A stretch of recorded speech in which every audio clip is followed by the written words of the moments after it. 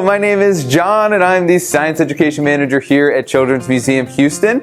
And today we're going to do a little science with some snow. Well, it's not really snow. These are little polystyrene beads. These beads will help us kind of make a little snowstorm with just a little bit of static electricity. Let's get started.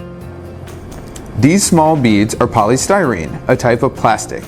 The polystyrene beads start to jump around when we hold a static electricity wand near the pile of beads. Opposite charges will attract and like charges repel. The negatively charged wand affects the organization of charges in each ball, repelling the negative charges and attracting the positive charges. Positively charged sides of the ball are attracted to the negative charges of the wand. Thus they appear to stick to the wand.